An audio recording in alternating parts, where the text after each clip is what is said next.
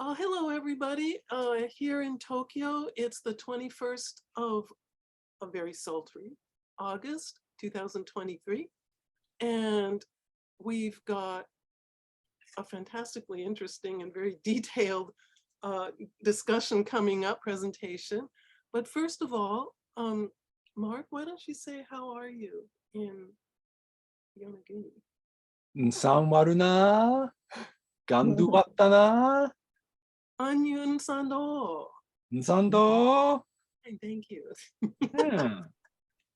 Okay, Dr. Mark Rosa is from the New York, New Jersey area of the USA, and he lives in Tokyo in the center right now. His PhD in linguistics is from the University of Tokyo. Okay, his area. Patricia, could you talk a little louder? Yeah, sure, thanks.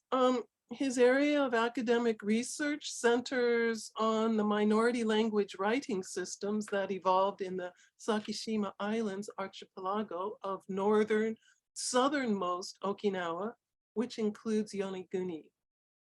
And although he currently works in operations for Rakuten Securities, he teaches a Saturday class at Keio University, English class in deciphering languages, using, I think, the textbook Lost Languages by Andrew Robinson. Did that.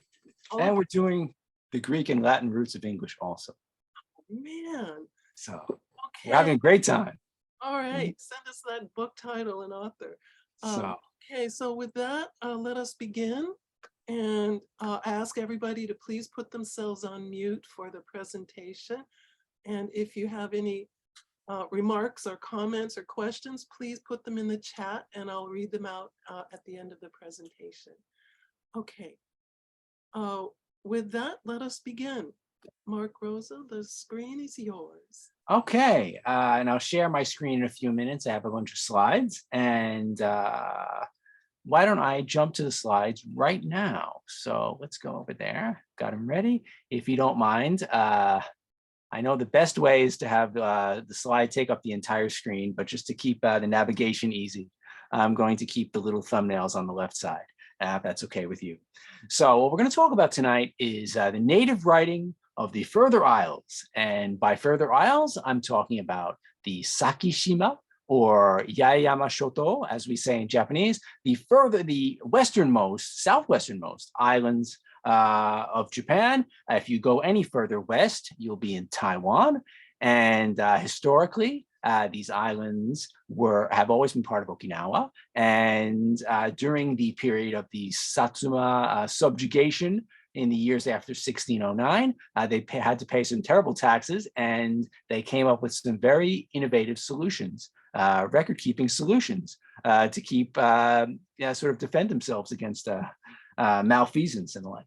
So we're going to talk about them a little bit. As you might also know, each of these islands has its own very distinctive language related to, but not always mutually intelligible with the islands around it. And most people know, I think, that the Okinawan family of languages is related to Japanese. There was a Proto-Japonic language that was probably spoken in mainland and Kyushu. Until some point, there are various theories, AD 600, plus or minus 300.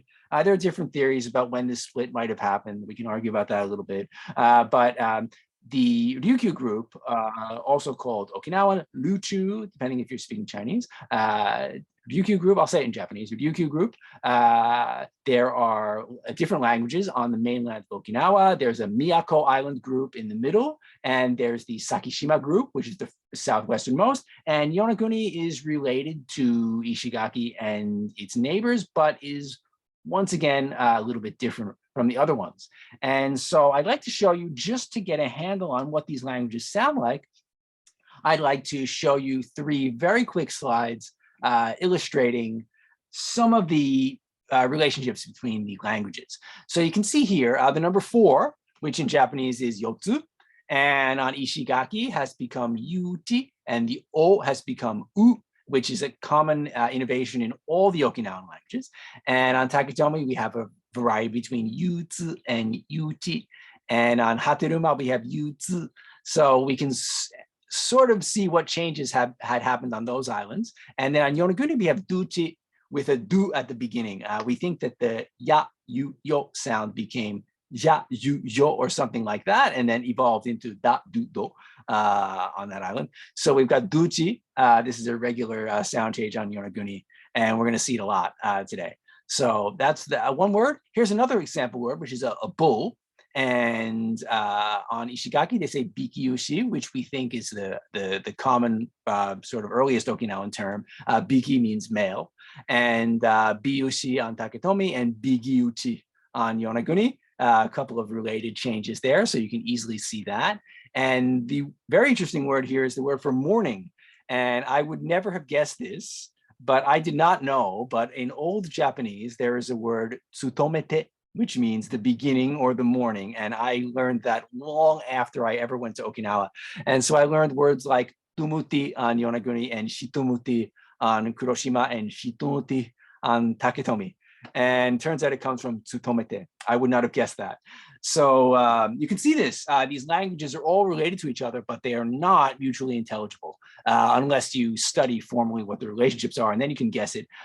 So one of the easiest comparisons to make, and Basil Chamberlain, who we're going to talk about tonight, has made it, says if you're familiar with how Latin developed into languages like Spanish and Italian and Romanian and Romance languages, we pretty much had a very similar level of innovation and development, and not quite over the same period of time, but similar there too, on Okinawa. So often you can predict what one language will have if you know what the other language has. And so that's a spoken language. And how about writing? Let's talk about writing a little bit. And let me go down here. What does their writing look like? And to go, we'll start up here. I want to start with Basil Chamberlain, professor at the University of Tokyo, one of the earliest members of the Asiatic Society of Japan. He made many presentations to the Asiatic Society on all kinds of different things related to the Japanese language, and not just Japanese, but he also composed a grammar of the language of Shuri in Okinawa. This was a trip he made in 1893.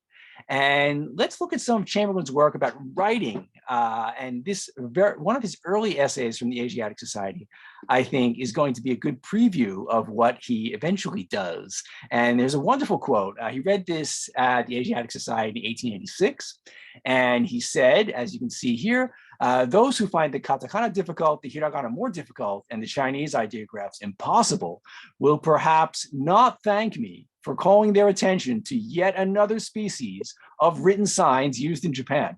But as the signs exist, and as they are among the things which meet our eyes every time we walk through the streets of a Japanese town, a few remarks on the subject may not inappropriately be brought before a society whose raison d'etre is the investigation of things Japanese. And he's talking about these house signs, which were used in, or still used today, have always been used on mainland Japan. And Chamberlain did an analysis of these. And all of these signs have some kind of phonetic element to them, and they're abbreviations of kanji and things like that. And if you speak Japanese, you can pretty much figure out what is going on here. Like this family is named Tashime, and we've got the katakana ta and this shime right in here. This house named Mataju, we've got the kanji mata on top of the number 10, ju, and they're all like that. They all have kind of connections to kind of, we've got kawacho with kawa and cho on top of each other. Bo maru, we've got a stick and a circle. So these have a lot of structure, and these are pretty easy to understand. But on Okinawa, we see, and in all the Okinawan islands, we see things like this. And they are not at all obvious what they mean. And there are generally not any phonetic information. Okinawans did not have education or access to any kind of Chinese or Japanese learning. They were just making up their own symbols in sort of learning the idea of this passing to them, but not the details. And Chamberlain also analyzed these, and we can see one element here. Shinzatu is one family, and Shinzatu kwa, which means little Shinzatu. and they put an extra line, an extra tick after the main symbol, and we see that an awful lot. It's a little beyond the scope of today's talk, but it's something you'll see a lot if you study this. And so we've got Okinawans, and let me get my speech ready here. Okay, so Okinawans, they do have the idea of writing has passed southward from Japan, or perhaps westward from China, to them, but they don't have formal education in hiragana, katakana, kanji, anything like that, but they are going to try to innovate themselves. And let's see some of the things that they do. And I'm going to start here. Chamberlain left behind some essays in the Asiatic Society Journal, the Geographical Journal of Great Britain and Ireland, and a few other academic journals in the 1890s after his trip to Okinawa in 1893. He could not go as far as the further isles, so he was forced to rely on secondhand information from people on Okinawa in Shuri, and he was able to record samples of the writing system without being able to attempt a deep analysis. And one thing that Chamberlain was able to get a look at and see in person and decipher are these sticks here on the left. And you can see in the written text above here, he says the other kind of writing peculiar to Luchu, Luchu means Ryukyu or Okinawa, and known as Shochuma, had a wider importance. It was current in the rural districts of Great Luchu and the further isles, especially Miyakojima, among those incapable of writing the Chinese character.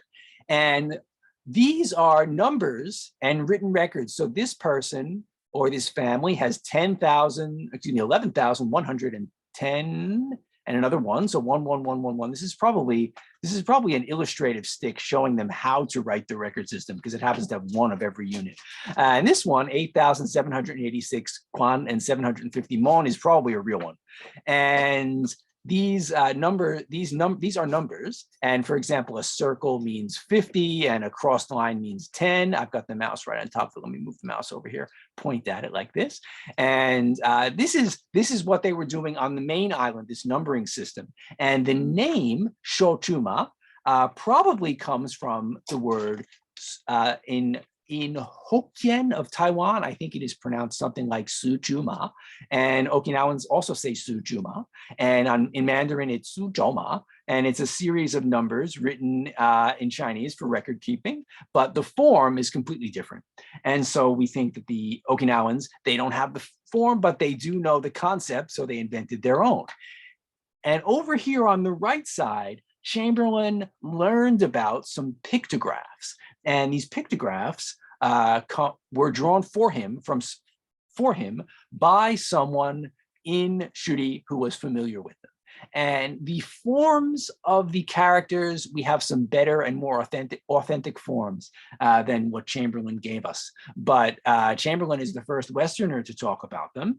And in the same year, 1893, there was another visitor named Sasamori Gisuke, who came to Okinawa from the mainland, and we're going to talk about him next.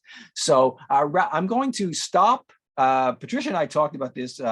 We debated the best way to do it when we were preparing, whether we should go chronologically or whether we should go in order of sort of complexity of the writing system, so that all of you can figure out what is happening in a logical way. And so rather than go chronologically, I'm going to go, we're going to get a little bit more complicated and a little bit more innovative with each successive slide.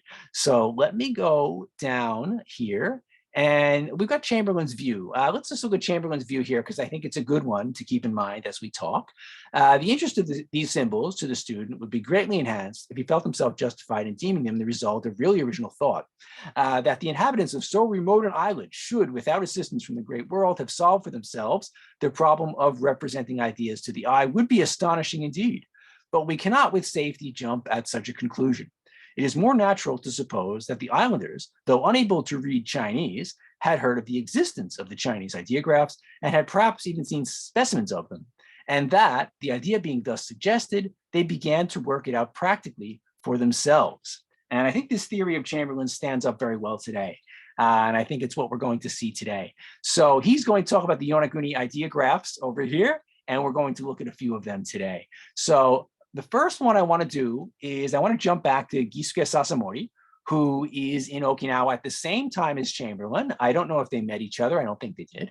Sasamori went to Miyako and various places, and he picked up on the correspondence between knotted ropes, which Okinawans had been using for many centuries, and Okinawans started to use, as above here, written symbols in place of this. So instead of tying a knot every time you want to indicate one tawara or one hyo of rice or one sho of sake or something like that, saves you a lot of labor to write symbols. And we think, this is the symbol, Chamberlain calls them suchuma or shochuma, and we think that the idea had passed to them through China, given the name. And so Sasamori writes this down. And I want you all to look at this because these symbols, and let me see if I can type them out in the chat, and because they're all pretty basic. So let's see. Let's do it this way.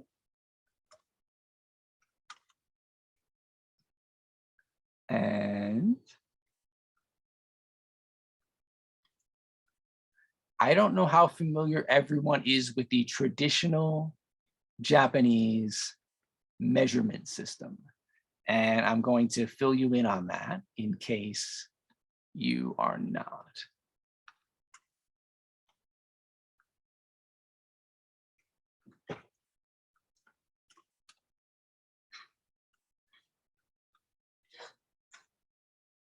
There. No, I want a square.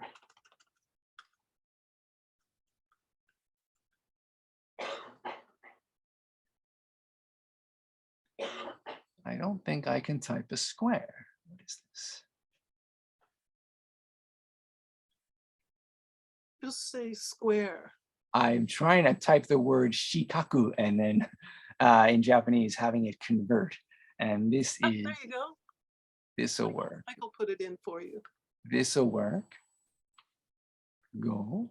And there we go. Michael's done it. Yes, a square is a go. And then, oops.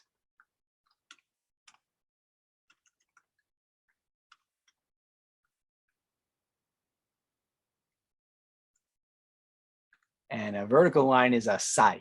And I'm going to use the go as the basis. 180 milliliters. I think if you've ever drunk sake at a restaurant, we still use the go today. And that's 180 milliliters. And so the go, and I'm going to move the mouse around it over here, is this one. So this is 180 milliliters. This one is 1.8 liters. This one is 18 liters. And then this one is 2.5 times that one. It's 45 liters. And going downward, we've got 180 milliliters of this. This is 18 milliliters. And this one, the sai is 1.8 milliliters, very small. So this is the traditional way of measuring volume. I think in Japan, it is probably the same as it is in Okinawa, but this is the Okinawan system. And they kept records of all kinds of things taken in taxes using these symbols. If the family had some rice they had to contribute, or sake they had to contribute, or anything like that, these symbols were there.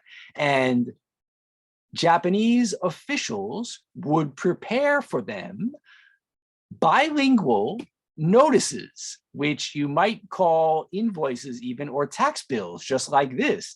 And I think if you're looking at this, unless you've been trained in Japanese calligraphy, I think the Okinawan writing is easier to read than the Japanese.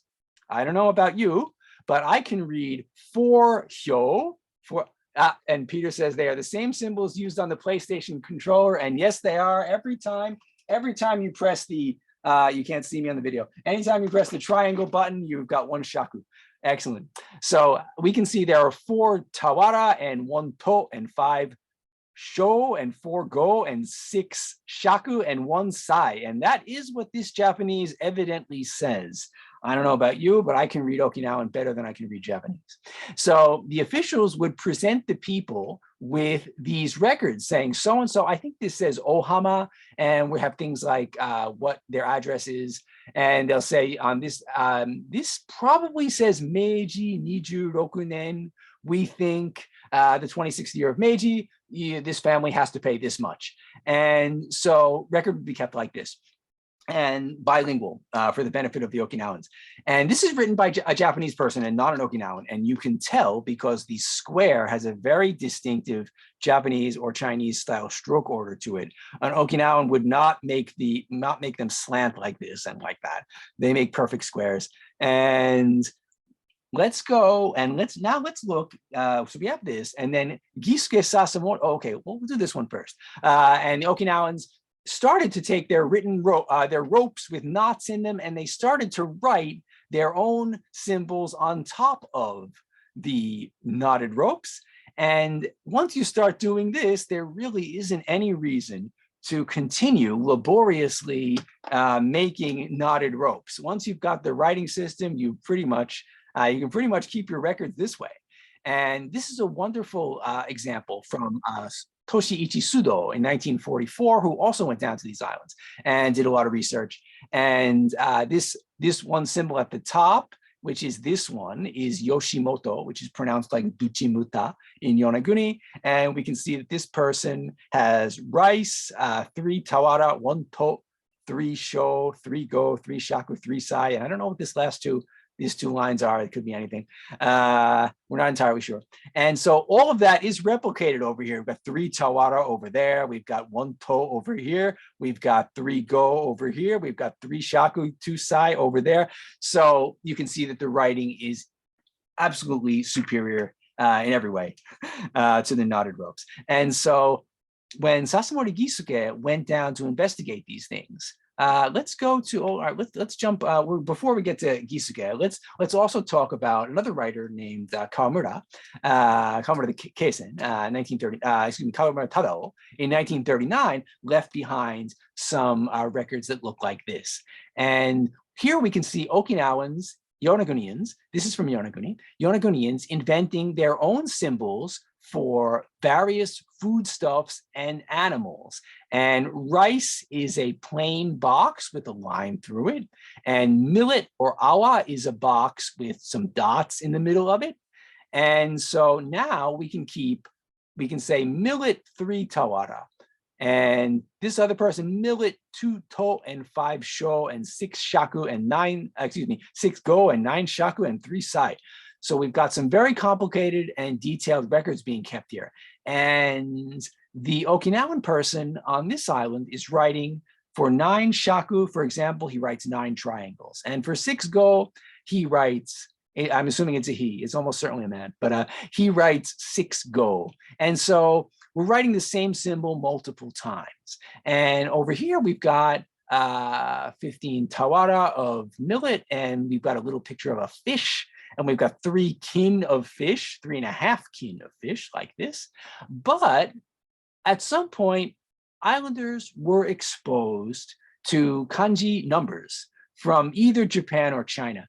We don't think that they had a formal teacher because Mr. Kawamura recorded the stroke order, and the stroke order does not match with what you would do in Japanese. And the 4 looks very different. The 5 is written with a single stroke.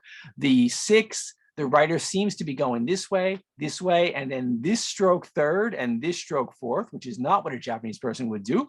The number 8, he goes this stroke, I didn't want to do that. This stroke 1st and this stroke 2nd. And there are a lot of unusual, here he makes the 10 with the vertical one 1st. A Japanese calligraphy teacher would never let you get away with that, but Okinawans did it.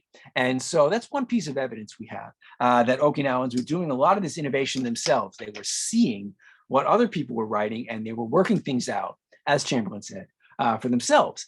And if we have a number of symbols for volume, PlayStation controller style symbols, as Peter says, what happened? Why don't we save ourselves a little bit of work? Oh, let's not do that one yet. Let's do this one. And Gisuke Sasamori in 1893, while Chamberlain was there, copied down this example from Okinawa. And we see an innovation here. And I've been talking straight without any input from anybody. So I'd like to open it up to the audience. Does anybody see the innovation that Okinawans, specifically Yonagunians, are doing here. Does anybody see it? Anybody want to speak up?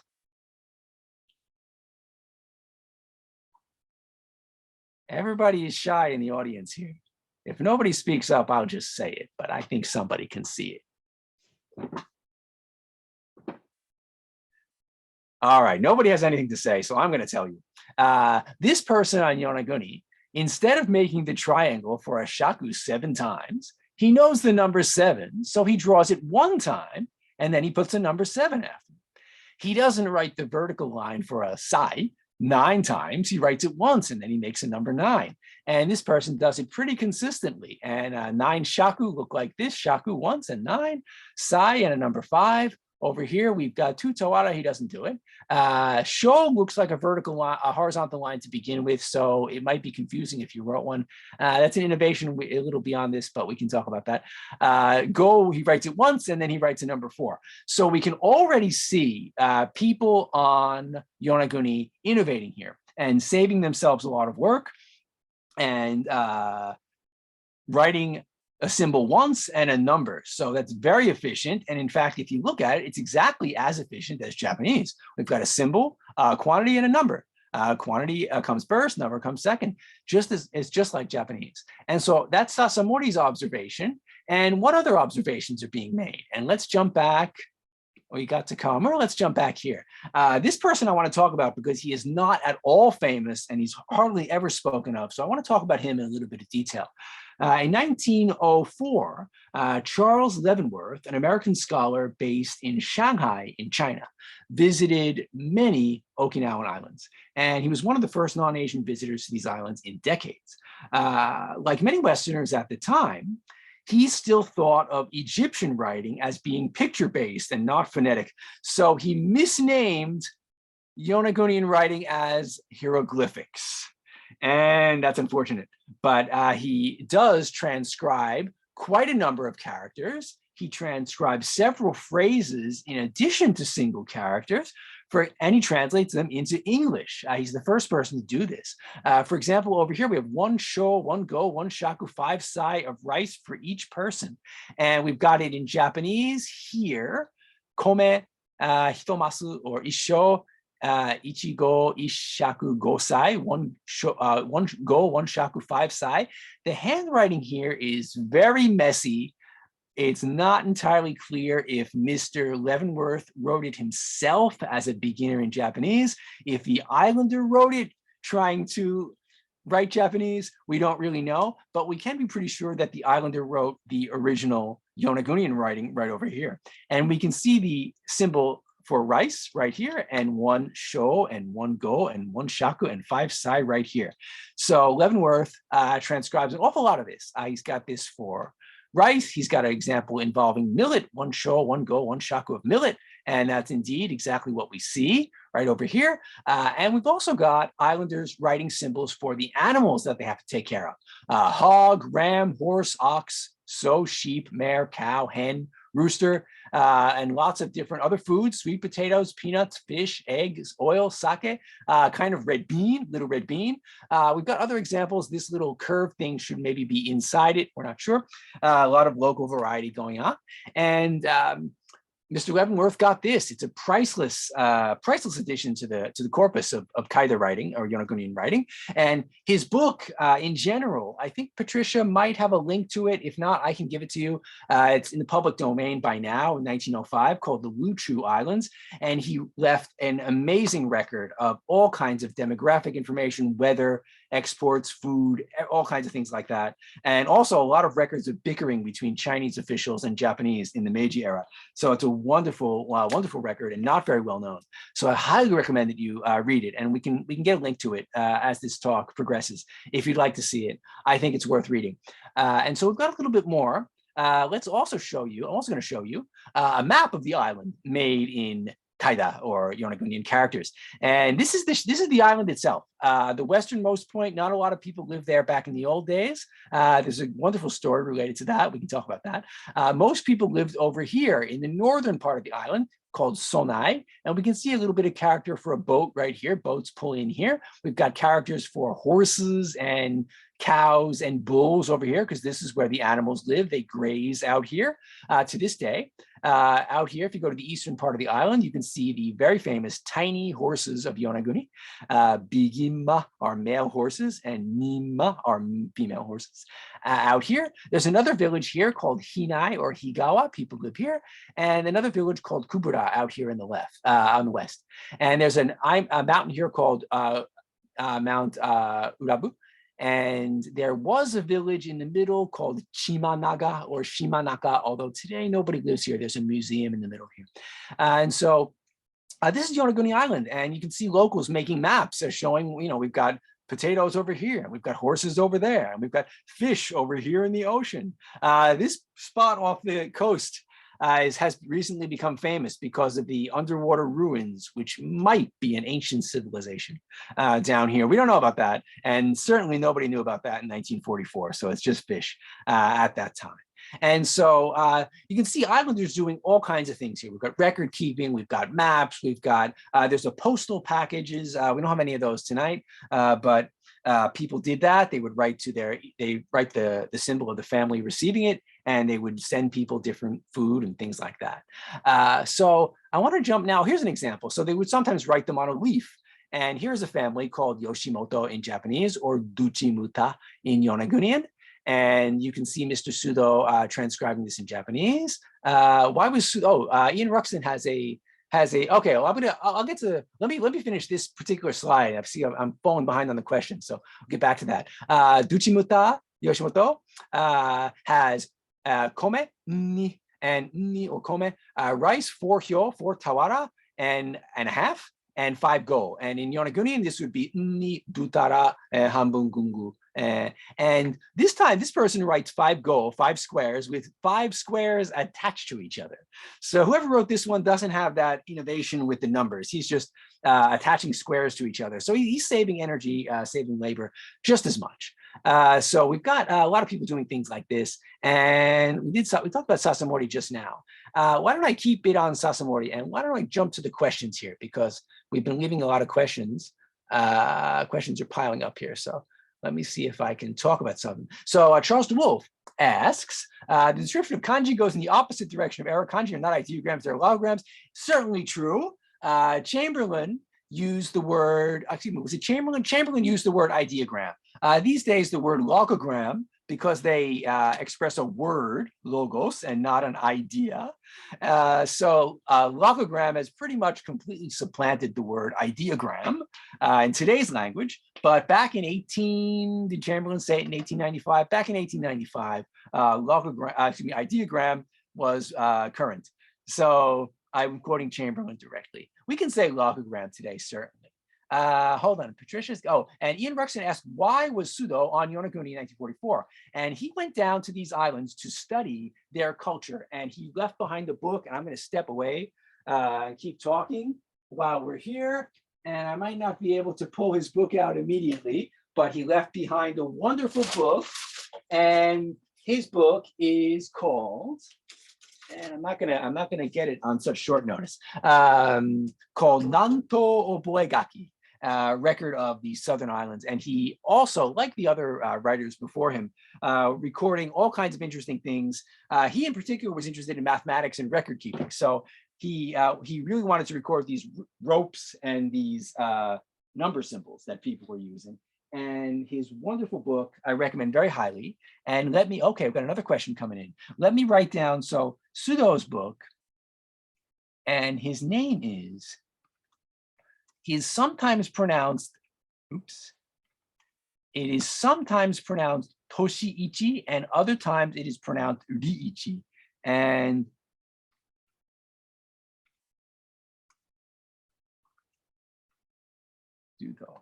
like that. And his book is called Nanto Oboe. I just wrote Nanto with the south. It's not Minami no Shima.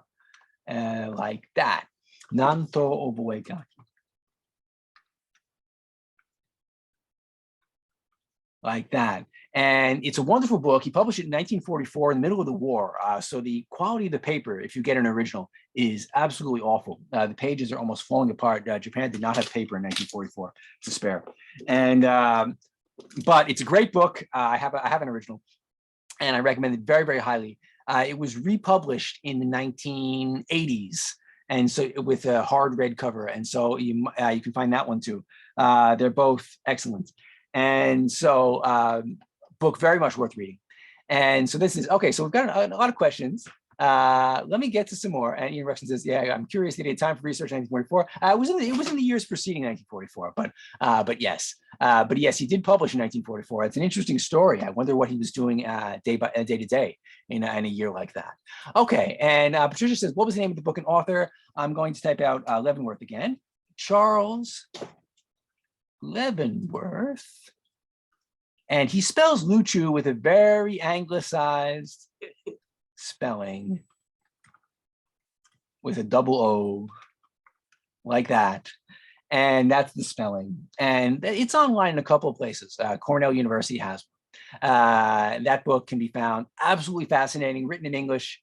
You can learn all kinds of things from there.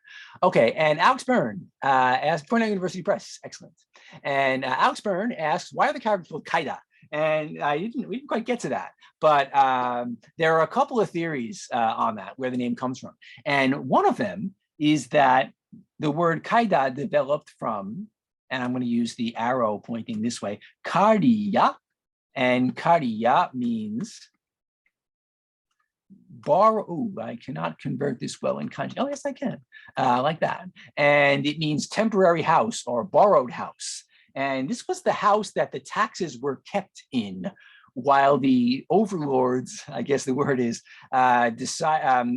shipped it off to wherever they were going, back to Satsuma, wherever it was, back to Shuri first, and then Satsuma. And so that's one theory. There's another theory that there is a beach on Takatomi where this one of these houses was located, and that beach is called Kaidihama. And so if there were a house, Kaijihama, and in Yonaguni, that would be pronounced Kaidihama.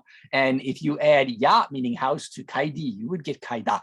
So that's another theory. That's a minority theory. Actually, only one person holds it, and that's me. But the standard theory is that it is Kariya. So I think that's the safe one that we can do, we can go with. And Michael Plasto is asking, do the Islanders remember or even still use these symbols today? And yes, we're gonna jump. I can jump ahead in the talk to get to that right now, because this is something we really should talk about. Today, very, very few Islanders even remember how to write these symbols. They are an artifact of the past. And so, all right, you know what? I'm just gonna jump there in the speech and sort of go out of order. And Mike, I'll answer you in detail, but this is really for everybody. In 1885, the first Japanese language school came to Yonaguni Island. And after that, the imposition of not just the spoken language, but also the writing immediately took hold. And children were forced to speak and write Japanese, not just in writing, but the spoken language too. And they were even forbidden from time to time, forbidden from speaking their own language in public. And I don't know if you're familiar with one of these things, but there is an item called a Hogen Fuda.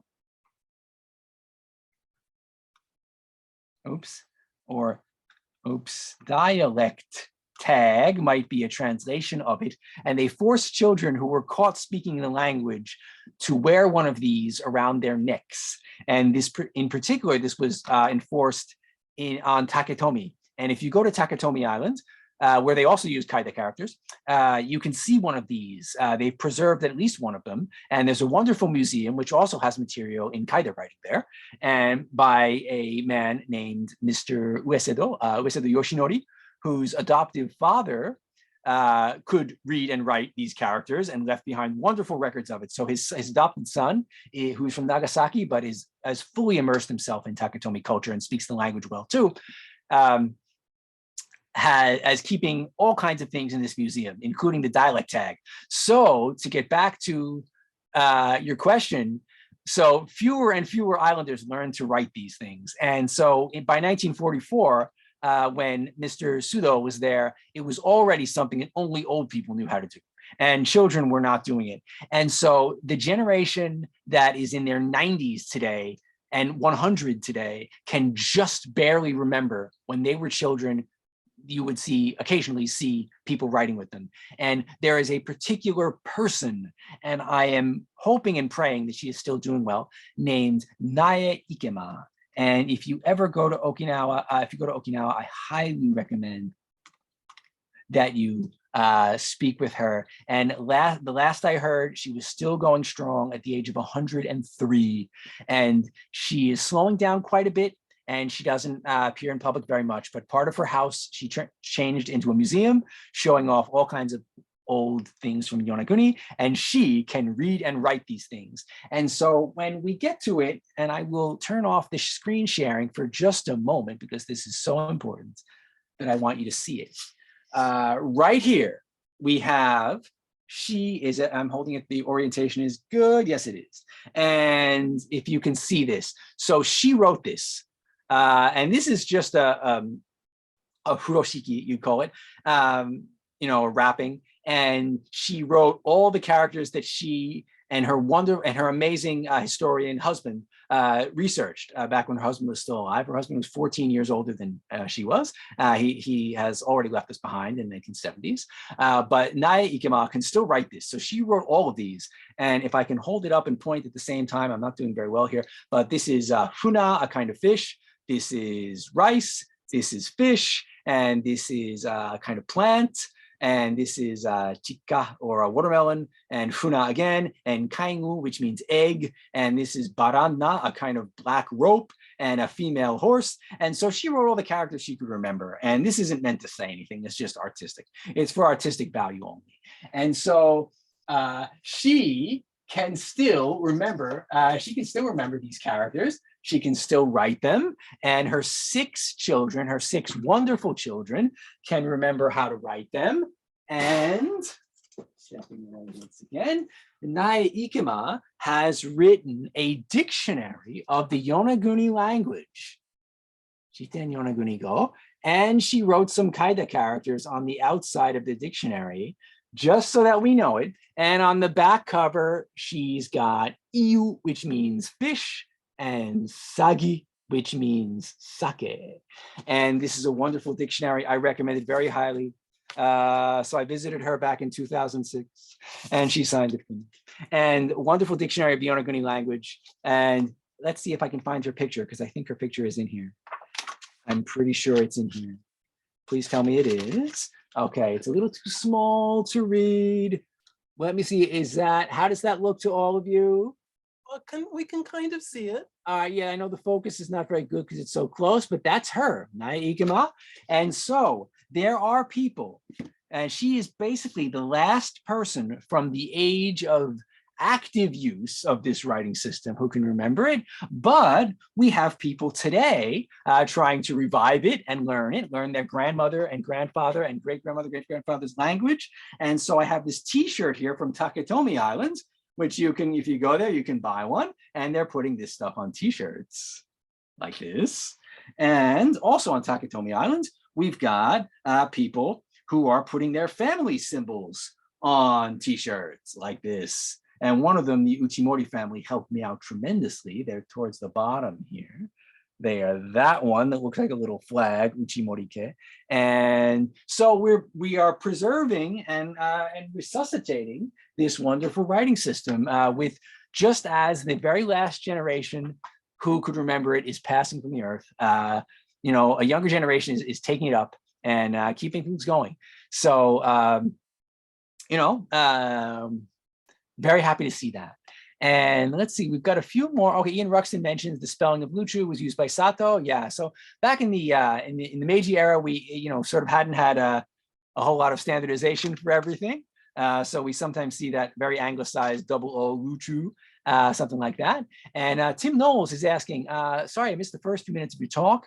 This might have been covered then. You're not going to under 200 kilometers from Taiwan. Indeed it is.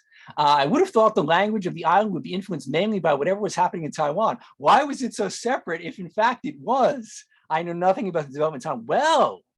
Well, Patricia, you know this story. This is. I couldn't have set this question up better myself, because I have a wonderful story to share with you. And wow, the talk has sort of gotten completely off track. But now that we're on it, why don't I will prepare that as we're talking, and I'm gonna share a wonderful story with you, which illustrates it gives you a perfect answer to your question. So we're gonna get back to that at the end of the talk. As I have a great answer for that. This is in Leavenworth's book, The Luchu Islands. It's on page, Patricia, if you want to look at it now, it's on page 54, 55, something like that. I don't know if you want to cue it up or not, but we have a wonderful story to share with you. It shows just how smart and how clever Yonagunian people are. I love this story. So you will know exactly what was happening on Taiwan when you read that. Okay, we'll get back to that. Alex Byrne asks us, Ikema is the name of an island near Miyakojima, right? Is she from there? Well, I thought the same thing when I learned that it's her husband's name, of course. She was born with the name Shinzatu or Shinzato. And her husband was named Ikema, but he was born on Yonaguni himself. So all I know is that her husband was born on Yonaguni. Her husband's ancestors might have come from Miyako, we're not sure. That Ikema Island is certainly a famous place. And, you know, it could be. But from what I know, she and her husband are native of Yonaguni. Okay, Ian Rexon mentions Japanese paper during wartime. My maternal grandfather wrote a book about fishing in Chile, which could not be published because of paper shortages during World War II. I've since published it. Fantastic. Yes. If you get an original of Sudo, the paper is falling apart in your hands. Julian Culford says, you mentioned leaves. Was there a wide variety of writing materials? And the answer is that there was not. Wood was very hard to come by. Paper was very hard to come by. And people would flatten out these thick leaves. I don't have one.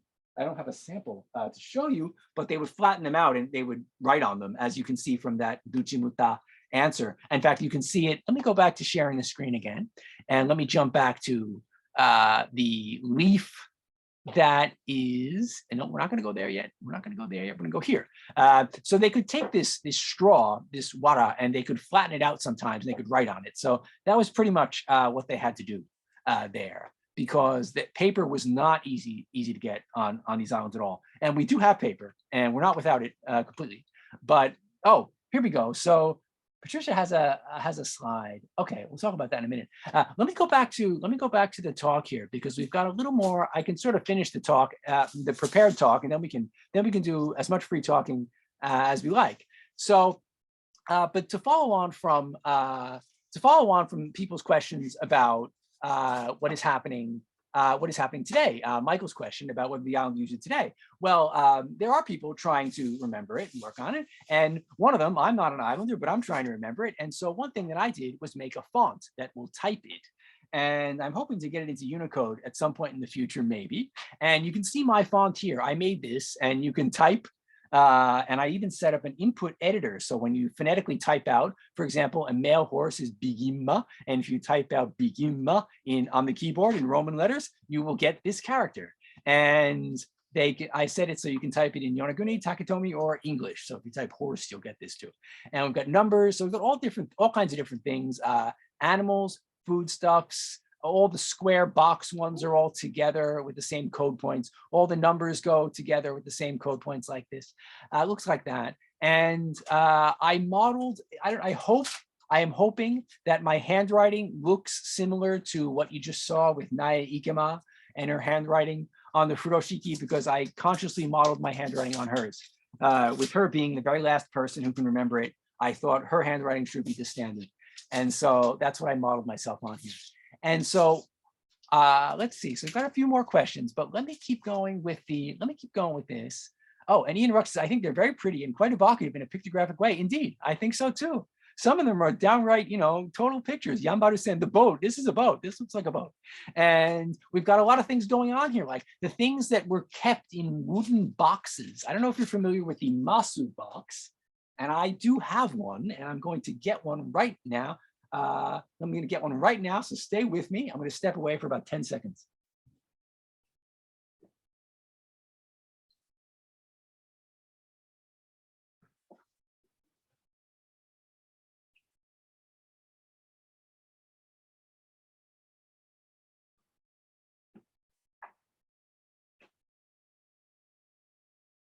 Okay. I don't know how familiar all of you are with masu boxes, but they look like this in the real world. And this one is from the Asiatic Society. And this one, I think this holds one go. I think this is ichigo of sake. And so this is a standard masu box. And so we think items that were stored in this type of box, and Naya Ikema, by the way, has a couple of these at her house in Yonaguni. So this is pretty much established. Anything that was measured in a box like this has a character that includes a little box. We don't know what the line through the box is for. It could be, maybe it's a holder, or it could be, could be anything. We're not 100% sure. But so when we talk about, as Ian asks, they're very evocative. And indeed, some of them are pictures. Some of them are, evocative of how we, oh, look at that. I've got another one over there. There we go. So that's a masu box. And, we can sort of figure out, and we actually have another innovation, which is sometimes, look at that, oh, it's got a bird. And some people, some islanders stopped writing. I think we're going to see it today. We are going to see it today. Some islanders stopped writing the box portion and left only the extra portion, like the extra lines or the bubbles or something like that. So we can see some abbreviation going on as well. And okay, why don't we've got some more questions flooding in. Why don't I finish this part of the talk, and then we'll do some questions, and then I'll jump back to the last part of the talk. So I want to show you a paper document, because Yonaguni people did indeed start to write on paper. And so this is ultimately what it starts to look like when you get some very complex and detailed records. And so we just went over the numbers, and we can tell that this is the second month and the fourth day. And this family have rice. And we think this is an abbreviation for the character for person. So we're not too sure about what this is. Second month, 23rd day. So-and-so family, kome, one sho. This other family, kome, ju, ni, and we're not too sure what that is. It could be 2 lines, it could be an 8. This is not very, the handwriting is not very beautiful over here. On the bottom, we see lots of people with rope. This is a rope. And then these are hundreds. So they've got 400 hiro, and a hiro is 6 feet. Hiro of rope. This one has 200 hiro of rope. So it's all records. It's this person owned this person owned that, this person contributed this person contributed that. And other people on Taketomi tried another innovation, which is, and this is crazy, if you look here, this family here had fish, here's sakana, and nikin, 2 kin of fish, and they tried to make the rope into the shape of a fish. And this person has sake, this family sake, 2 sho of sake, and I don't know what this is supposed to be, a sake bottle, I'm not entirely sure. So they're trying the best they can to make rope into the shapes of things, and you can see this isn't going to get them very far, but they did try. So that's another innovation that they tried to do. And what we do have in the end is their characters are in sort of, you could say, 3 different categories. And I'm using Sasamori's example again. And we're talking about how some of them are pictographs. So we've got millet, which is the sake, the box, the masu box that we just saw, and rice is a box, and fish is a picture of fish. And then we've got these yellow ones, which are units, which they use these arbitrary shapes, triangles, squares, lines, to mean different units, tawara, to, sho, shakusai, everything like that. And then we've got things that we think came from kanji, like the number 3. The kin is a little bit weird. It could be the kanji for kin, and it might also be a picture of a scale, a balance scale that something hangs down off of. So this one could go either way. Could be, maybe this should be red, maybe red with the pictograph type, and it could be a kanji type. So it could go either direction. So we can see this is how far the Islanders got. Lots of different innovations, but one innovation that they did not come up with, and I'm sure it's jumping out at you if you followed with me this far, is that there is not, and someone asked it, is there any phonetic writing? And unfortunately, they never made that jump. They never made that leap to phonetic writing. And so you can see them pushing pictographs as far as they can go, pushing numbers as far as they can go. But that spark that has happened in other civilizations, but not in this one, it never happened. So this is as far as they could go. And well, we can go back to that. Okay, we'll do this. And so you can see lots of different writers have their own styles. They're writing horses lots of different ways. This is Mr. Ikema, 1959. He draws it like this. So we've got a lot of different styles. They get sharper as time goes by. On Taketomi, this is very sharp. But yeah, no phonetic information, unfortunately. And there's one more innovation, which I'm hoping somebody in the audience will pick up on. This is from a private collection of kaida characters in an islander's home. He showed it to me. Let me take a picture. The phone I took this from, this is back in 2006, so the phone was a little bit grainy. That's what we had at the time. Does anybody see anything interesting going on in this picture, especially the line in the middle? What does that say? Anybody? Somebody speak up, speak freely. Ian Ruxton says 6. Okay, very good. And the square is a go, as we established, but there's something we didn't have last time. And if nobody says it, I will just come out with it. All right, I'm gonna say. If you notice before, the oldest versions had the square for ichigo, for go, written 6 times. And other people would make a kind of amalgamated square of 6 of them mashed together. And another person, okay, hold on, does not seem to translate into English. Okay, hold on. And another person, which we saw in Sasamori Gisuke's records, wrote the go symbol first, and then he wrote a number 6, because abbreviating, maybe writing the go sign and then writing it 6 times. And this person writes the number first. And this may seem absolutely trivial to you, but in Yonaguni, the pronunciation is dukugu, just like Japanese rokugo. And so this reflects the order of the spoken word order of the spoken language, unlike the other one. So we are moving in a very, very kind of baby step kind of way from record keeping to transcription of speech. So we are doing, there's no phonetic information, but we are at least reflecting word order. And we can see sort of here, this is a family's symbol. So is this one, Chichi no da, so it's this person's father's house. And they had, this one had 6 go, and this family had 6 go. And then we have a goat, looks like a female goat. And this family, looks like the kanji for tama. And in fact, this is a family called Tamaki or Tamanka. And so this is them. I don't know which family this is, Yoshi. And this is Uchinigai, which is a festival for the health of cows and bulls. And so they must have, this family, this is probably not for taxes. This family brought 6 go of either sake or rice. And this family also brought 6 go. And this family brought their goat to the festival. So this is contributions to a festival. And so we can see word order beginning to approach speech right there. So let's see, we're gonna stop. Are we gonna stop here? I wanna do some questions. The questions are piling up. We talked about Sasamori. Okay, so let's stop. Let me go back to the questions now. And I wanna go back to a full-length document again, because I think we can look at it together and try and read it. So let's go over here. Let me go back to the questions. And very quickly, let's see how far we go back. So I think we left off with Ian Ruxton, and Peggy Kanada says, any verbs? And that's a great question. And unfortunately, there are no verbs. And the verbs are all implied, and because there's no speech.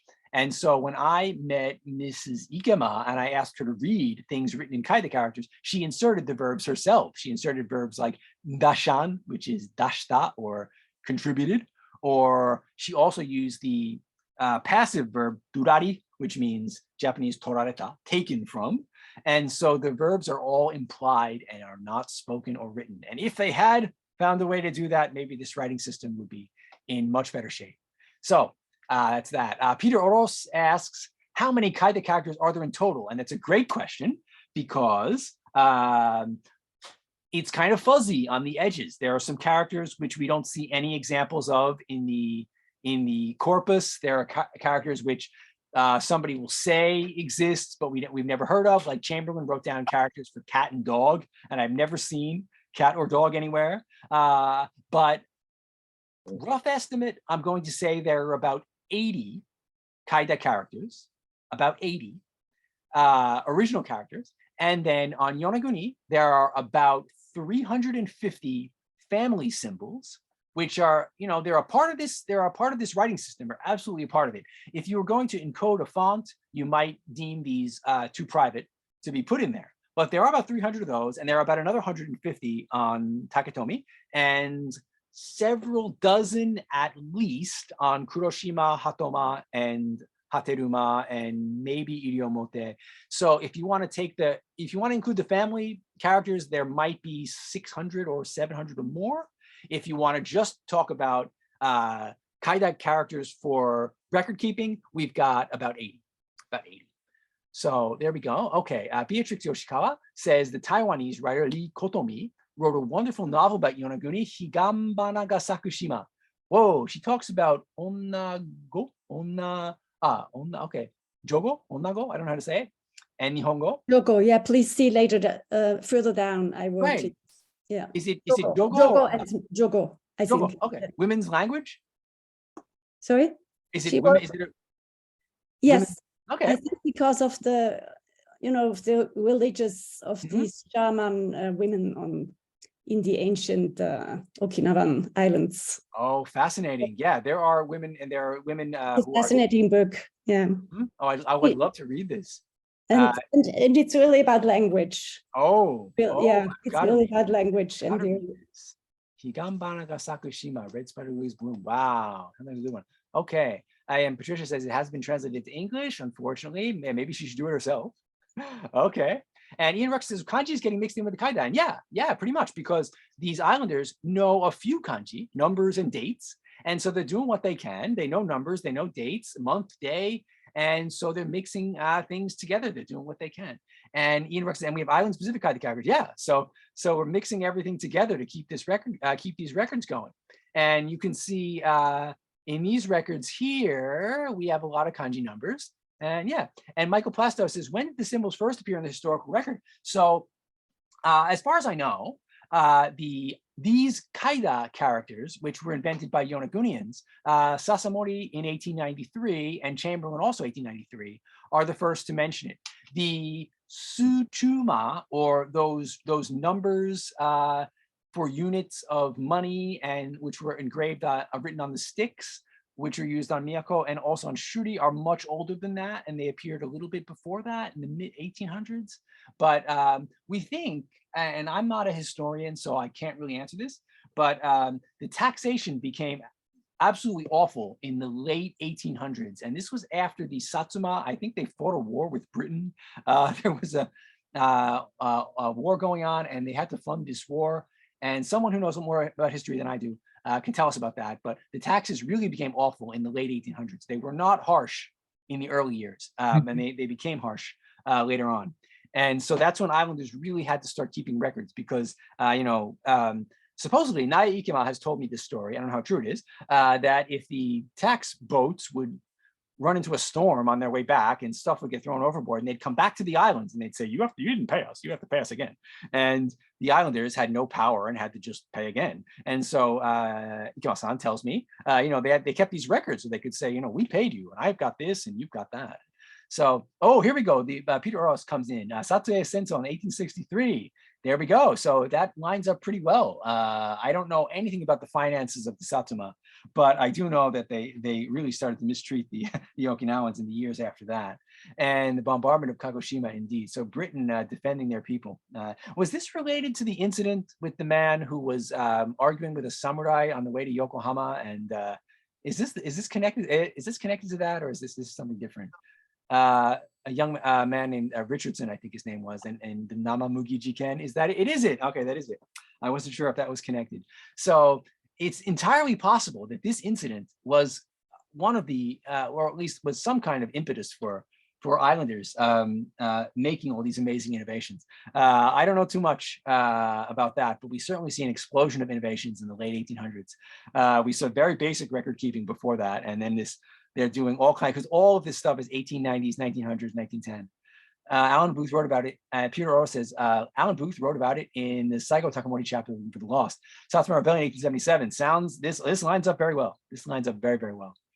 And so we've got we've got records looking like this. And I'd like to go over one of them in particular because it's so short and so easily understandable together with all of you. And so this is the complicated one. We don't have to try to read this today.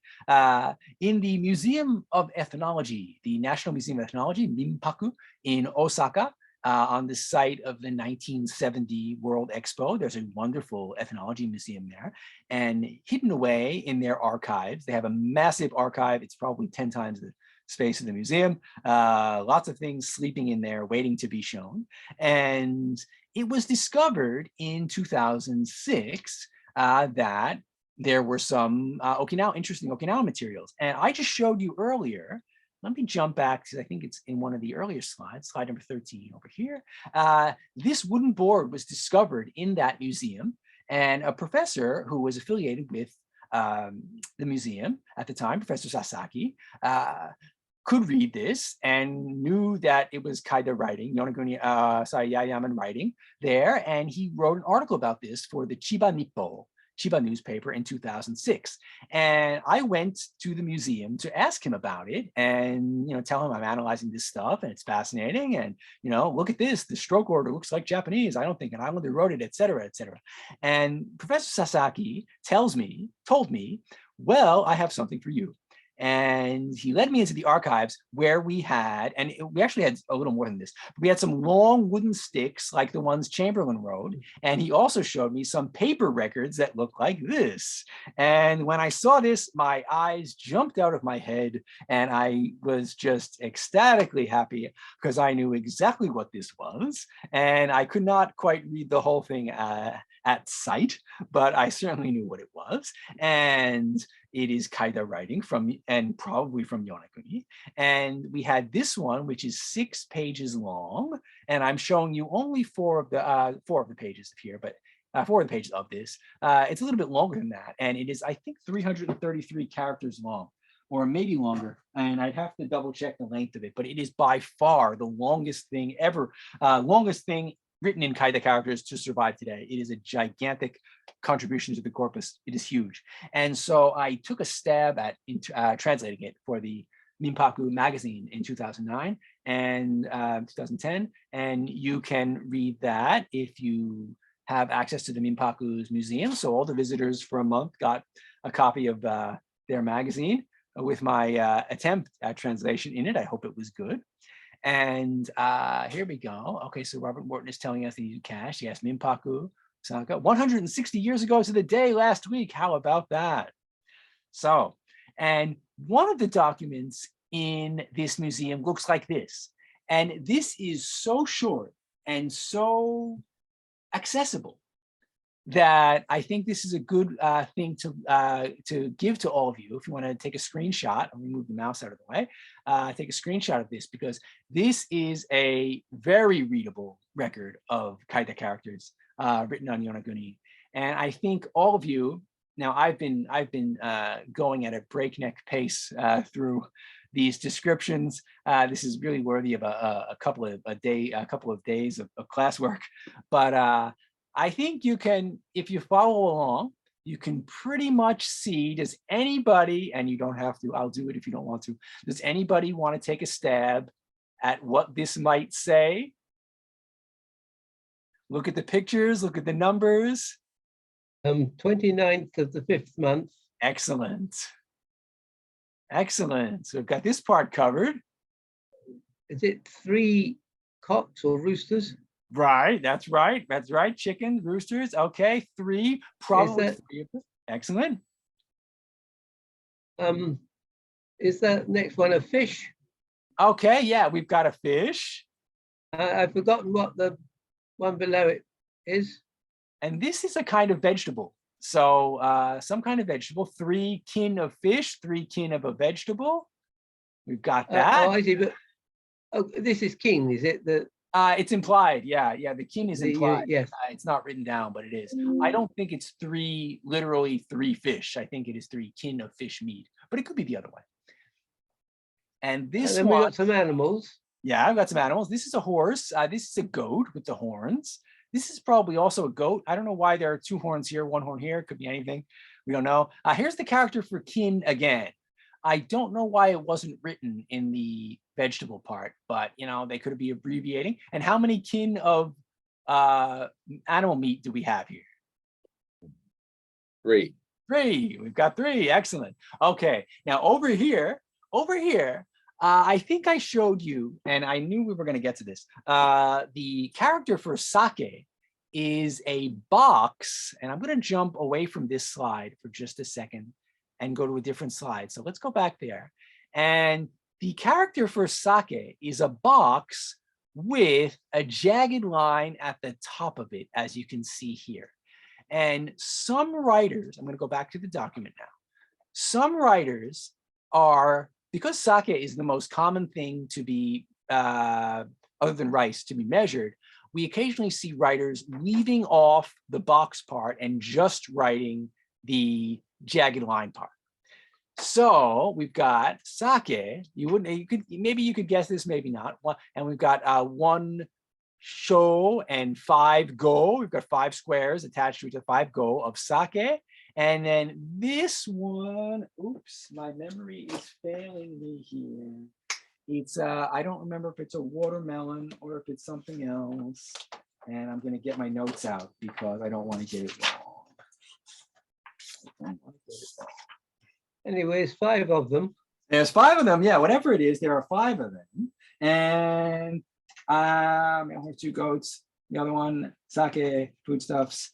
Hold on, sauce.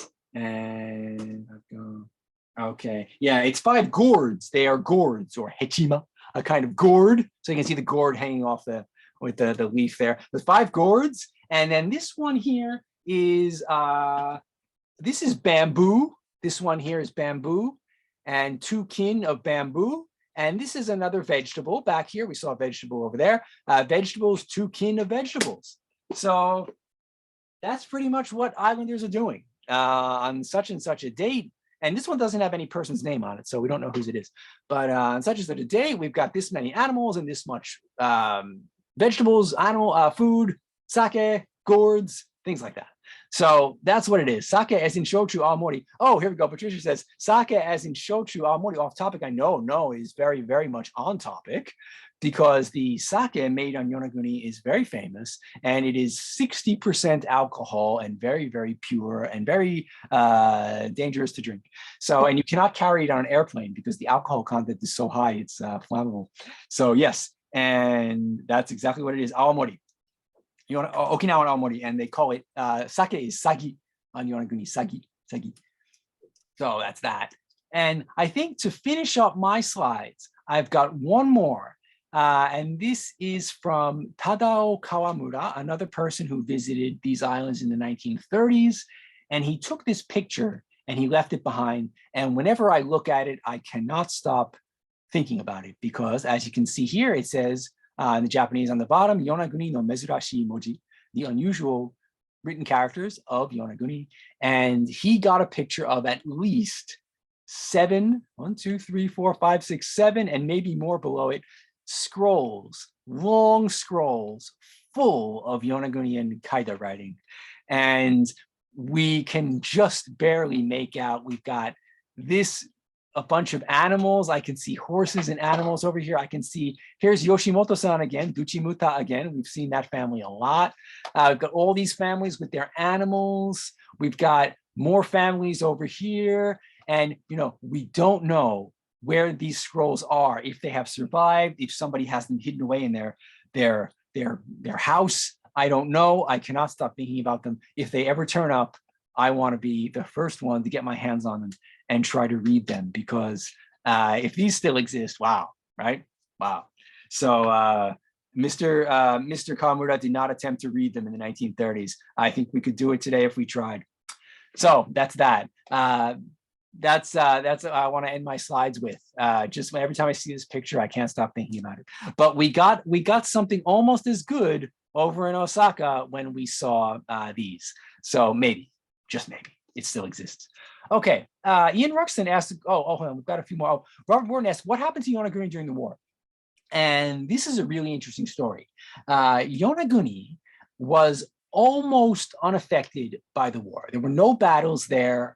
there was, as far as I know, no Japanese garrison or barrack there. The Japanese did have a barracks on Ishigaki, and there is a terrifying incident of some American soldiers crash landing in the ocean outside of off Ishigaki and coming to Ishigaki, and the islanders being forbidden to speak to them, and they were beaten and tortured by the Japanese military until they died. And there's a monument for them on Ishigaki, and you can see that yourself. One of them is from New York State, right near my grandfather. I always same hometown, so can't stop thinking about that. But yeah, that happened. But Yonaguni did not suffer in the war. Supposedly one bomb was dropped somewhere ineffectively, but what did happen in Yonaguni, which is unusual, is when the war was lost and Taiwan was returned to independence, the Japanese people on Taiwan had nowhere to go suddenly. And quite a few of them, sort of trying to make their way back to Japan, appeared on got on the boat, and they found themselves on Yonaguni Island. And they weren't necessarily islanders or Okinawans even, but they were there. And so for just a very short period in 1946 or so, and the following years, Yonaguni suddenly saw this gigantic surge in population from about 2,000 to something like 6,000. No, was it 40,000? It was a lot. Gigantic surge in population. I can look it up if you need it. And so if you've ever wondered why Yonaguni is Yonaguni-cho, or town, and not Yonaguni-son, or mura, village, it's because it became a town for a very brief period. And once you become a town, you don't get demoted back to being a mura, even after the population drops. So that is why. People moved to Yonaguni for a very brief time, fleeing the war, and then they went back to the mainland. And that's what happened during the war. So sorry, Mark. Yeah. So that means that the loss of documentation wouldn't have been as a result of the war. It Would not have been. Would not have been. Assimilation with Japan. I think so, because I've never heard of any Japanese people, Japanese military, or the overlords during the pre-war period ordering islanders to destroy or them destroying these records. There were no battles fought on these islands in which they would have caught fire or anything like that. There were no natural disasters of any significance after World War II, which would have destroyed them. So I can imagine islanders, were sort of embarrassed. The islanders have said they were embarrassed by it. How primitive this felt to them, and they must have tossed them out or thrown them out and not seen any value in them, is probably the most likely possibility, I'm going to say, because they even the level of pride in their language is unfortunately far too low. And Mrs. Ikema even said to me, I don't know if you've been listening to the Yonagunian words I've been saying, but Yonaguni has a feature where the k sound in between two vowels is voiced and becomes a g sound. So for example, sake is sagi, and the word for red, aka, is aga. And there are many, many words like this with g. And so Naya Ikema says to me, oh, Yonaguni, our language is so ugly. It has lots of dakuten, the two dots that make ga, ba, da. And she thinks it sounds ugly. And I'm thinking, no, nothing like that. And, many other languages have that feature. And if you've ever studied Spanish, for example, in Latin, water is aqua, and in Italian, acqua, and in Spanish, agua. So they have the exact same innovation that Yonaguni has. And so, Spanish is a well-respected world language with millions upon millions of speakers and world-class literature. And, Yonaguni has some of the same features. And so if you think Spanish is admirable, you should think the same way about Yonaguni. So, so there's not a lot of written literature in the spoken language. There is, people are trying to keep it going. And another problem is it's hard to write, because in hiragana and katakana and kanji, you can write it in a mixture of kanji and kana, and you can read it. And I do have a good sample text if we have enough time today. We don't, but which about some Christian, something during the Christian era, and you can see just how close the language is to Japanese, because it is a cousin. And so you can, if you wanted to write it in kanji kana, you could, although the islanders hardly ever try to do that. So it's unfortunate. Yeah, sake, sage. Yeah, it's actually sagi, because the e at the end of the word has changed into i everywhere in Okinawa. So that's a common innovation everywhere in Okinawa. So Sagi. Oh, Estonian works the opposite way. Voices, consonants, and loan words go unvoiced. Excellent, excellent. Bang, bang. Ah, yeah. And in Finnish, they have that baseball game called Pesapallo with a P. So yeah, I know about that. So wow, exactly the opposite. Exactly the opposite. Billiards and billiard. Yeah, excellent, excellent. So Yonaguni and Spanish are doing one thing, and Estonians doing the other thing. So they have that. Let me. I think we're pretty much finished with the slides. So let me. If there's any slide anybody wants to see, I can go back to it. Otherwise, I will turn off the share. Mark, we're Anything? near the end of our time. So Okay. your screen share, please. Okay, so we'll finish up. I want to with the- confirm there's one question near the beginning that we may have overlooked. Oh, we don't want to miss any. Mhm. Charles DeWolf. He asked, what were the restrictions on Chamberlain's travels? Oh, that's a good one. That's a good one. And I don't know all the details. I've never studied that much, but I know that when he went to study the Ainu in the north, he had handlers, Japanese handlers. And I get the impression, because he doesn't have much nice to say about the Ainu, and I get the impression that the Japanese handlers wanted him to not see anything good about them. And I got the impression with Okinawa that he didn't have any handlers, and he sort of had kind of free reign. He sort of took the boat, and there were a few Japanese people around, but he spent a lot of his time with islanders, with native Okinawans. And so he just gushes with praise for Okinawans. Like, it's all his writing. He just cannot stop talking about how amazing they are, and how, how their language is beautiful and logical, and no one's ever studied it before. Well, and he's saying, they have this innovation, which is the same as Chinese. This innovation is the same as that. And so, and Michael Plasto says he wants to serve at Taiwan. Yeah, so that's Chamberlain. Has left some great stuff behind about Okinawa. And I don't think he had anybody looking over his shoulder when he was down there. So that's one of the reasons he was able to be so free and to get so much. And then when he came back to Tokyo, while he was teaching at the University of Tokyo, he had some Okinawans who were in Tokyo, and he met with them, and he used them as informants also. And he mentions in his 1895 Grammar of Okinawan, which is published by the Asiatic Society, he mentions that the informants in Tokyo lined up perfectly with the people he met in Okinawa. So he was able to confirm everything that way. Okay, and Michael Plasto says the story about Taiwan, please. Okay, Patricia, do you have it, or do you want me to grab it? Just mention briefly what it is. Okay, let me see if I can. Okay, so on the island of, hold on a minute here. I'm just going to show you the story, because it is. I think I can get it to you in the next. Oops. 10 seconds. In the next 30 seconds or so. I think we can do it. So let's, this page is taking forever to load. Okay. And let's increase the size here. Here we go. All right, let's go there. Because Leavenworth's book is absolutely wonderful. And even if you're not just for the kaida characters and for Yonaguni, but just for everything about it. And I highly recommend that you read it if you have the time. Here it is. Oh, do you have it? Yeah, just a second. All right, you share your screen and we'll look at it. No, I'll just. Oh, okay. It's okay. I'll do it because I'm like 3 pages away. It's loading and scrolling. So here we go. So here we go. This is a great story. So this is on page 54 of Leavenworth's book. So let me share this, because this is no, the Yonagunian people, when I shared this story with them and I told them about it, they had never heard it before. And so it would have been lost to history had Leavenworth not saved it. So look over here. It is said that from the top of the hills and on Yonaguni, one can see Formosa, and sometimes can even notice the lights on that island at night. This is Hualien, and it's directly west of Yonaguni. And so that one would think there would have been much intercourse with Formosa during the history of the islands. This commercial route is modern, however, and there has been little communication between Formosa and Yonaguni in former times. It is said that long ago, the fierce natives of Formosa came and took captive some men and women on Yonaguni Island and ate them.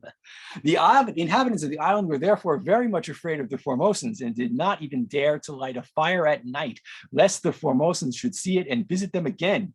there's a story that when the wind blew in the right direction, the natives of Yonaguni took long sandals of a length of 2 feet and threw them into the sea. When these drifted to Formosa, the Luchuans thought that the Formosans, seeing them, would imagine from the size of the feet that there were very big men in that region and would refrain from exploring their country.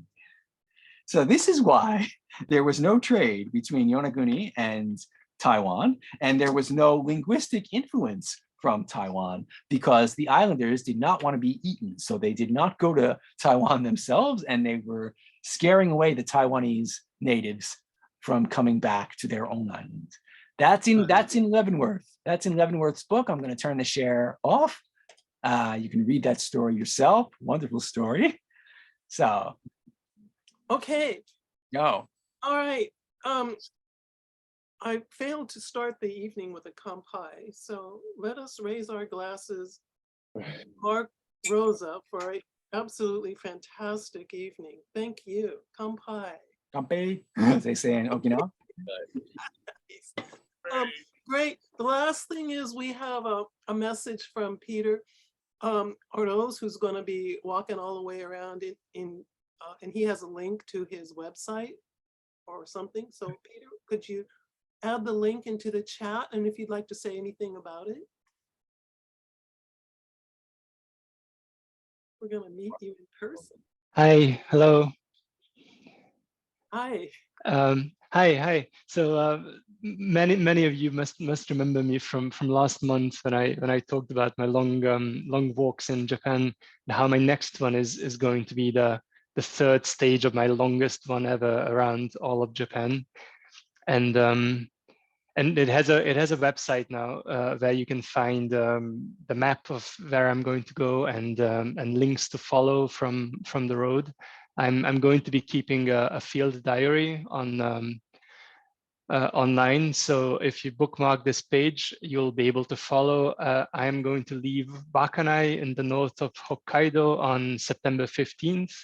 And I'm going to begin keeping my public diary on I think the 19th. I usually delay these by a couple of days, so I have a little more time to reflect on what I've seen and yeah. So I'm probably going to take at least half a year to get from Wakanai to Yonaguni, and yeah, so plenty of time to join and follow, and I will hope to see you there.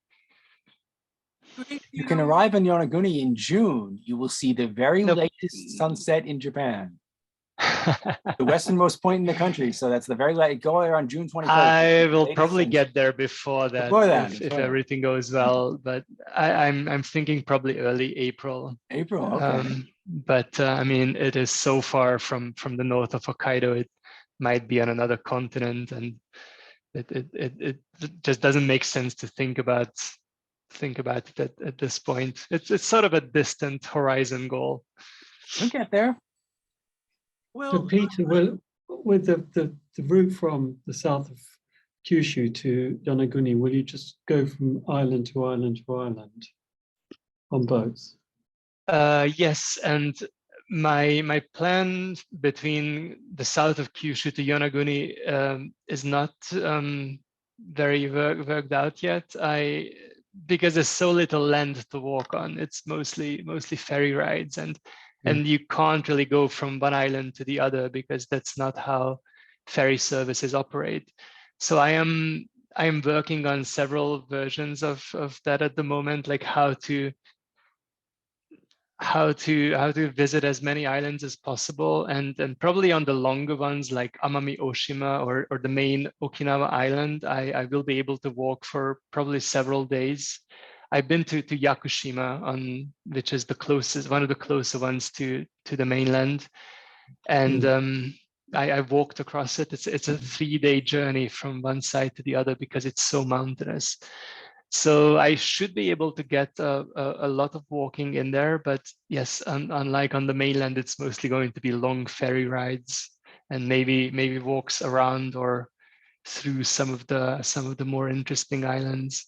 You could do a lap around Ishigaki, and it's much longer than you think because there's like this peninsula jutting out. Oh, some of these are very, very long to walk around. I Very think long. I did a plan around Amami Oshima once, and it's like several hundred kilometers if you walk around the whole thing, because the coastline is so jagged. Yeah, it's jagged. And the island, it isn't small. Right. If you take it, you can take a ferry easily to all the islands that surround Ishigaki, like Taketomi. They're like, for example, Ishigaki to Taketomi is like 10 minutes. Like it costs 500 yen, something, 10 minutes. You can see each island from the other one. And so you can easily get there, and you can do like a island hop. You could do each one of those Yaeyama islands easily. But to go between the groups of islands, you might want to take a plane because it's pretty far. The ferry is even I'll have to figure that out. It's far. And I know Everybody you I know can't go who from takes- Yakushima to Amami Oshima. Like you have to go back to Kagoshima and then take another ferry. So yeah, that's still up in the air. But I should get to Kagoshima in early February, and then I'm going to have to stay there anyway for 2 or 3 weeks for visa reasons mostly, and then I'll have time to see all the ferry services and plan the very last stage of this journey. When you go south from Kagoshima to Tokunoshima, that is part of Kagoshima Prefecture, but linguistically they are Ryukyu. So their language, if you meet anybody who speaks it, and young people won't speak it, their language, and I went there to study, and that's a huge island. You could spend days walking around it. That island is really interesting if you can meet some speakers. I will have a lot of questions to ask you before I get there. So maybe we can meet in Tokyo. That sounds good. Point. Yeah, I'm in Tokyo, so absolutely. All right. Iejima. Iejima is in the northwest of the main Okinawa island. It has an incredible history. It's a very tiny island. Iejima. Iejima. Thank you. There's a lot of research to be done. Okay, well, Peter, let us know. Let information know if there's any way we can help you, and I hope you'll meet a lot of us along the way and stay in touch. Definitely. Thank you. Thank you all. I'm sorry I missed your talk last time. There was some. You can get it on the Vimeo. Yeah, so I'll be doing that. Thank you. Okay, everybody, I'm going to stop the recording in just a second. But first, let's give Mark Rosa a really great round of applause. That's incredible work he's been doing. I might have got a little too fast. I know I was running from one thing to another. So. It's really natsukashi to see you. Yeah, that's true. I'm happy to see all of it. I'm happy to be doing academics again. I put my Okinawa shirt on again and talking about all this stuff because you outdid yourself. It was really good, really, really good. Oh, thank you. I'm so grateful to hear that. I think you go faster when you're very enthusiastic about something, and it was really good to hear your passion about it all. I am passionate about this. Can I ask one thing about Taketomi? Because sure. I'm interested in the power of Taketomi Island, because I went there a few years ago with my mom, and we went to Ishigaki, and we were going to Iriomote Island. Okay. And I remember going to Ishigaki, and we got a ferry to Taketomi, and it was nice, and it was little, and the water buffalo. Yeah, the buffalo, they sing the song, and went to back on Ishigaki, and I was getting ready for the boat to go to Iriomote, and I checked the hotel, and it said like Iriomote something. It said Taketomi Cho, right? And I know. I booked a boat. No, you're fine. You're fine. I know. So can you tell me why Iriomote, with about 2,400 people population, why it would be called as part of Taketomi? Taketomi is 300 people population. So was there some guy called Taketomi, and that's why it became this Taketomi Cho is the big. I don't know. Puzzling. I don't know. I can tell you that culturally, the center of that group of islands, aside from Ishigaki, if you're talking only the outer ones, Taketomi Island is kind of the center. The tie is 300 people, yeah? Yeah, it's only 300 people on Taketomi Island, and Hateruma even has more. And I think Iriomote doesn't have, historically, people didn't live on Iriomote. Right. It was on because there was malaria on that island. So So historically, I don't want to say nobody, but historically it was not inhabited the Right. way the other ones are. Yeah. So Okay. it could be that a century or two ago, Takatomi actually had more. And there's another interesting bit of history, which I don't know how certainly was relevant. Everybody was thinking about it 10 years ago or 12 years ago now, when the tsunami struck. There was a huge tsunami during the Meiwa period, and it's called the Meiwa tsunami in 1771, and it destroyed most of these islands. Like the waves were so huge that they just destroyed the houses and everything. And even on Yonaguni, the wave went like halfway up the mountain. And so it caused a massive movement of people. And even today in Ishigaki, there's a village called Miyara, if you ever go there. And the people of Miyara were not historically part of Ishigaki. They lived on another island. I forget which one. I don't want to say which one because it could be wrong. And they brought their language with them. So if you study the language of Ishigaki, people wonder, why is Miyara so different and so weird? And it turns out it traces back to 1771, when 100 or so families were sort of became refugees, and they stayed there and they started a new village on that island. So another thing that could be happening is that natural disaster could have changed demographics completely. Right. Oh, interesting. Yeah. Possible. I'm going to end the recording at this point. Thank you, everybody.